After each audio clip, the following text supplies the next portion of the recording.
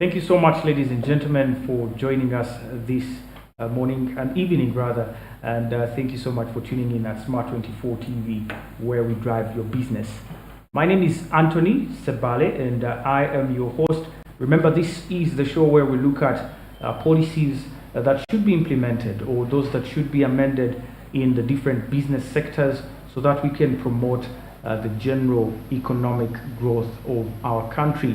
And of course, we are at the front line of driving business in Uganda, and so we bring you experts in the different fields and corporations and other organizations that do have an impact on our businesses here in Uganda. Now, of course, today we do have several programs that government has put in place, majorly for one thing, to allow access to capital that can be afforded compared to, for example, credit from banks and the different other financial institutions. One of those has been through the parish development model, through the youth livelihood program, and now also through the Uganda Development Corporation. And that's exactly where we're going to lay our emphasis today. And I'm joined by none other than Dr. Barungi, who is the Research and Development Manager at the Uganda Development Corporation, to discuss this and more. You're most welcome, Dr. Barungi.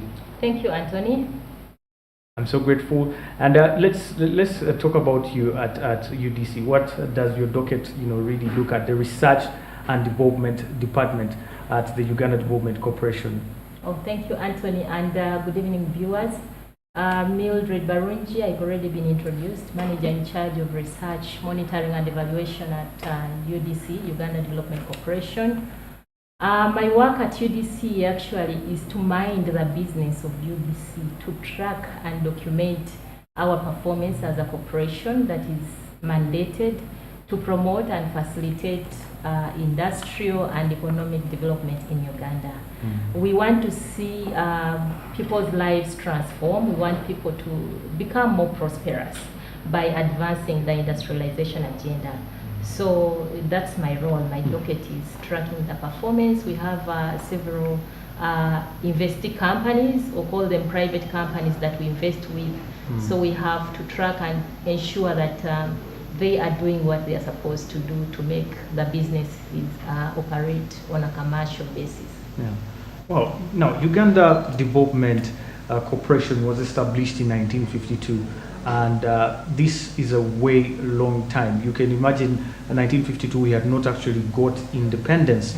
And of course, many people could probably have not been born yet, or those who are there maybe remember the Uganda Development Corporation back then. Looking at now 2022, what has changed, and what new things have been brought on board in the Uganda Development Corporation to make it especially relevant for the current 21st century problems? Oh, thank you, Anthony. Like you've put it, UDC has a very long history. The very first UDC was established in 1952 by the UDC Act of then 1952, with the objective, just like it is today, promote and facilitate industrial and economic development in the country. And at that time, the old UDC, if I allow me to use the word old UDC, had actually done very well in terms of establishing businesses in different fields. In agriculture, the old UDC has had very many factories, tea factories, in the cotton, the Nyaitil, if you know Nyaitil, for those who were lucky to be there at that time, they put on those clothes done by Nyaitil. UDC, if you've heard of all the Uganda hotels, yes, all that category was formerly a business portfolio for UDC. UDC was in all sectors of the economy, and it was actually doing well. After public service, it was the second largest employer. Yeah. It was contributing immensely to the government revenue. The businesses were very profitable until the mid-1970s, when the political upheavals came in, and then UDC, just like any other business, started to be affected.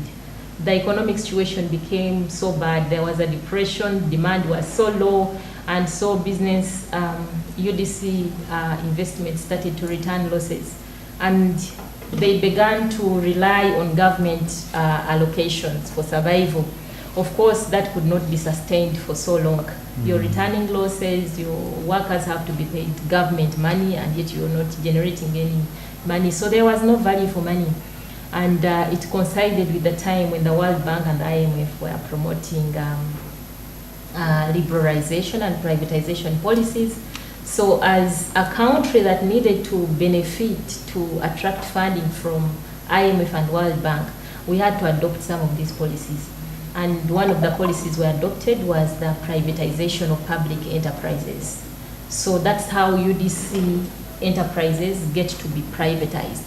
But because most of them, like I've explained, because of the economic depression, the political upheavals at the time, most of if their factories, some of the equipment had been stolen, destroyed.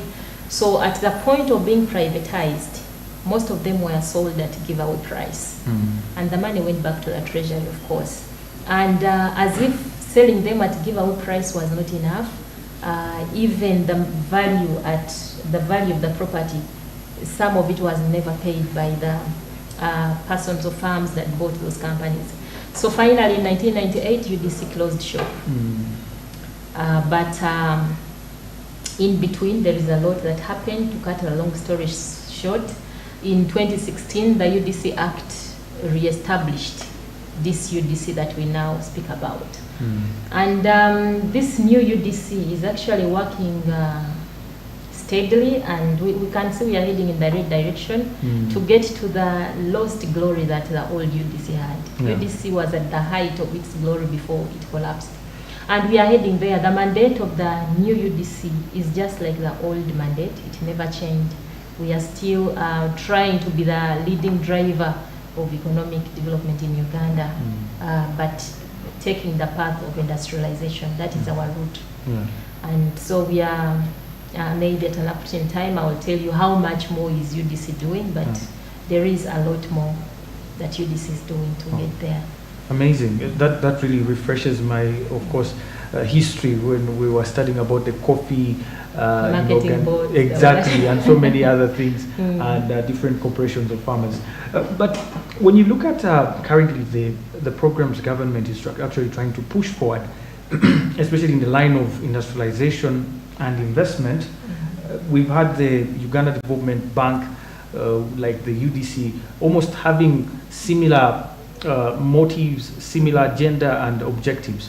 Where do we draw the line, especially in all these funds that are coming up? How do we know what really is the Uganda Development Corporation up to, and then how different is it from the Uganda Development Bank? Sometimes people actually can't actually draw that line.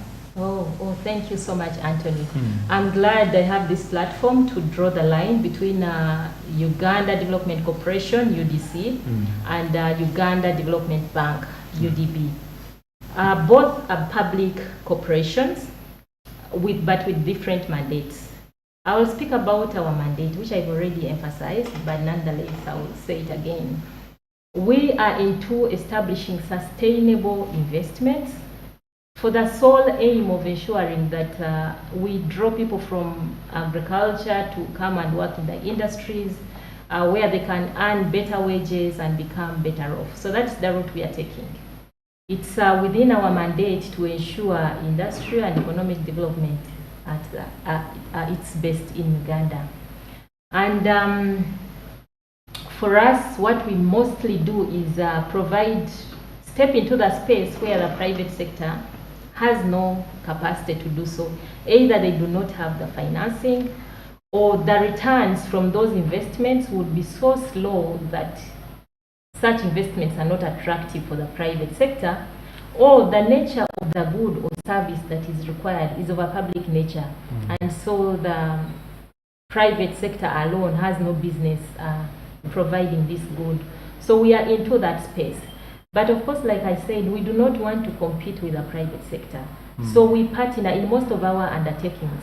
We partner with the private sector initially, with the hope that when the investments are finally profitable and sustainable, able to continue making money on their own, then UDC will exit. So UDC is providing patient capital, which our sister institution UDB does not do. UDB is mostly doing debt financing, and so I mean, there are procedures of accessing of you being eligible for whatever loan products that they have. So that's what differentiates us. We are into equity financing. Ours is patient capital, because when we enter into partnership with these private players and we acquire stake in your business, we most of the times we are ordinary shareholders, implying until the business has made sufficient profits, UDC cannot demand to be paid back, which our sister agency, I'm sure, will not be patient enough to. If you're failing to meet your loan obligations, I'm sure they are going to act on your collateral first of all. Maybe the other thing that differentiates us from UDB, to the best of my knowledge, UDB is not into lease financing, but UDC does lease financing to some extent. We have done it with some investments where we procure, we install factory equipment and machinery, we test and make sure that it is up and running, and then the private player comes in to begin using a turnkey, something that is ready to use, which again, I don't think our sister agency UDB is doing. And maybe the other way we are financing industrial development is through shareholder loan. So that is debt financing, but like I said, for us, that is on a very small extent. A very small extent. Well, when I look at what you just explained, it's like you're training, for example, if you've ever maybe trained your child how to ride a bike, you put on the other 2 extra tires at first, and and then you start. They learn. They learn how to balance. You remove all of them, and then they can just ride along. Exactly, and that's why UDC is there. We are there to hold the private sector until it's able to move on its own. Yeah. So to what extent have you, for example, okay, yes, I understand there were problems in 1988 and then rejuvenating the corporation in 2016. What are some of the achievements you can be proud of to say that during this period, especially between now and between 2016 and now, despite COVID-19, despite everything, we've actually made these achievements? Wow. Thank you.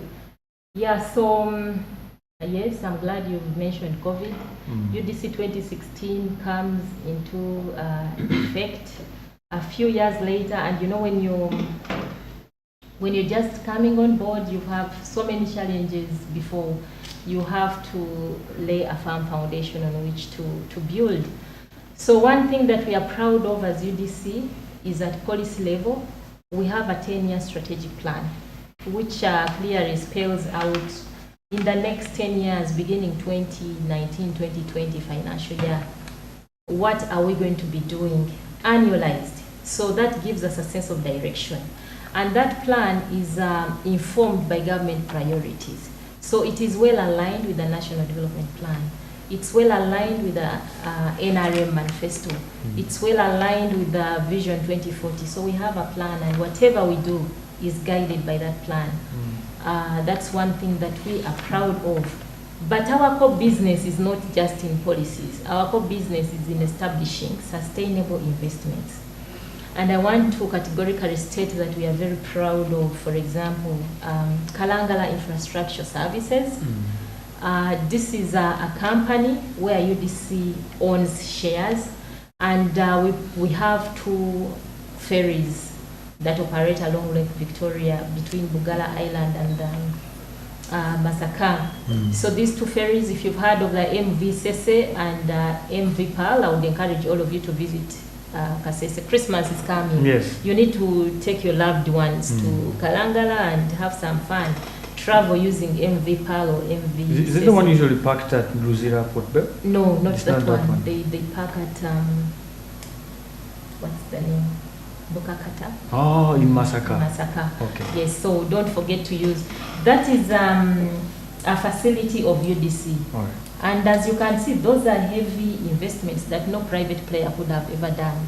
I mean, tell me when Uganda can own a ferry on their own. Maybe they are there, but not very many. Yes. Yeah, so we have those ferries. that are connecting Kalangala to the rest of Uganda. Kalangala was initially a hard-to-reach area, so UDC has come in to bridge that space. And you can imagine with these ferries, if you've been to Kalangala, UDC is supporting other industrial establishments. There is Oil Palm Uganda Limited, a company that is producing crude oil, palm oil, that Bidiko in Ginger processes, refines into the cooking oil, into magic washing powder, and so many products. But who is providing this transportation of the raw materials from between Kalangala to Ginger? It is across the ferries. So UDC has come to fill that space, provide transport where the private sector ordinarily would never have done it. Still speaking of Kalangala, because I mean it's one of our oldest investments, the new UDC. Our first ferry was in 2012 before the new UDC was established, but the second ferry comes on board later with the new UDC. We are the Umeme of Kalangala. Wow. We have a hybrid power generation plant. It is thermal and solar. So it generates power and distributes it to the people of Kalangala such that they can enjoy life like the rest of you here. You're not in darkness. So go to Kalangala, it is not just a forest, it's people are enjoying their life, they have electricity. UDC is also the national water of Kalangala. Wow. We have a plant that treats and distributes water. So we are proud of those investments. Seems I shouldn't go to Kalangala. Yeah, you should. I'm You should. really tap into UDC. Yes, yes. We are going to come back, Dr. Warunji. We have to go to a very short commercial break. Oh, okay. And we're going to get to more of those achievements. And we want to also look at the sectors that you've been able to invest in. And of course, look at the classes of the sectors, but also the particular key products from those sectors that have driven the growth of the Ugandan economy and have contributed very heavily and are still continuing to contribute heavily to our gross domestic product. Ladies and gentlemen, I'm with Dr. Warunji Mildred, and she is from the Uganda Development Corporation, and we're talking about the private sector and looking for funding, how we can industrialize our country, how we can enhance those industries in the private sector that are still struggling. My name is Anthony. We return shortly after this short commercial break.